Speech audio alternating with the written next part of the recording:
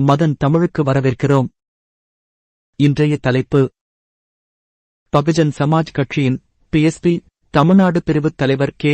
Armstrong கொடூரமான முறையில் கொல்லப்பட்டதை விசாரிக்கும் சென்னை காவல்துறை. கொலை வழக்கில் கொல்லப்பட்ட கும்பல் ஆற்காடு சுரேஷின் உதவியாளர்களுக்கு தொடர்பு இருப்பதாக சந்தேகிக்கப்படுகிறது. ஆம்ஸ்ட்ராங் கொலை வழக்கு தொடர்பாக இதுவரை 8 பேரை போலீசார் கைது செய்துள்ளனர் மற்றும் விசாரணையில் முக்கியமான பல பொருட்களை மீட்டுள்ளனர்.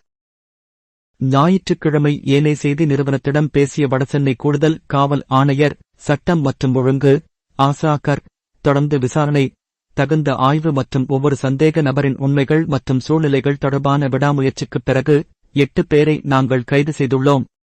7 இரத்தக்கரை படிந்த ஆயுதங்கள், ஒரு ஜொமேட்டோ டிஷர்ட், ஒரு ஜொமேட்டோ பை மற்றும் குற்றத்திற்காக பயன்படுத்தப்பட்ட 3 பைக்குகளை நாங்கள் பறிமுதல் செய்துள்ளோம்.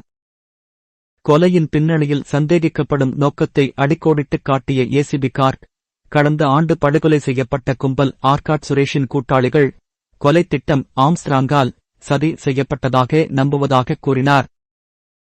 இதைத் தொடர்ந்து சென்னை போலீசாரால் அமைக்கப்பட்ட தனிப்படைகள் மேலும் 3 சந்தேக நபர்களை பத்திரப்படுத்தியுள்ளனர்.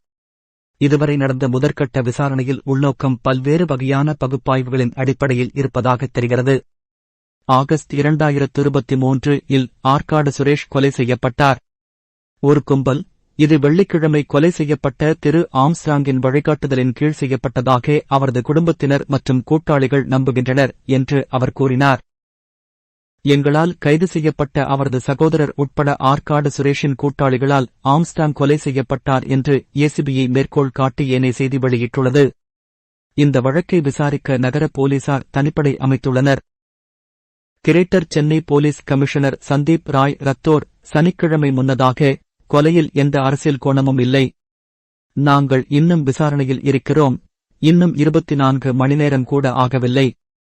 எங்களைப் பொறுத்தவரை இப்போதைக்கு அரசியல் கோணம் இல்லை. CCTVயில் உள்ள சாட்சிகளை இன்னும் தேடி வருகிறோம். தடுப்பு நடவடிக்கைகளை எடுத்து வருகிறோம். புள்ளி விவரங்களின்படி சென்னை பாதுகாப்பான நகரமாக உள்ளது. மேலும் மாவட்டத்தில் கொலைகளின் எண்ணிக்கை குறைந்துள்ளது. புள்ளி விவரங்களை உங்களுடன் பகிர்ந்து கொள்ள முடியும் என்று ரத்தோர் சனிக்கிழமை செய்தியாளர்களிடம் பேசும்போது கூறினார்.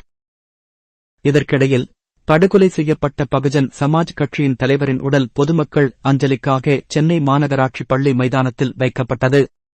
தலைவருக்கு ஏராளமானோர் மலர் தூவி அஞ்சலி செலுத்தினர். சிபி விசாரணைக்கு மாயாவதி கோரிக்கை. பகுஜன் சமாஜ் கட்சியின் தலைவர் மாயாவதியும் ஆம்ஸ்ட்ராங்குக்கு அஞ்சலி செலுத்தியதுடன் கொலை வழக்கில் சிபி விசாரணை நடத்த வேண்டும் என்றும் வலியுறுத்தினார். அவர் கொல்லப்பட்ட விதம் தமிழகத்தில் சட்டம் ஒழுங்கு என்று எதுவும் இல்லை என்பதை காட்டுகிறது. அவரைக் கொன்றவர்கள் உண்மையான குற்றவாளிகள் பிடிபடவில்லை. விசாரணையை C.P.I.க்கு மாற்றவும்.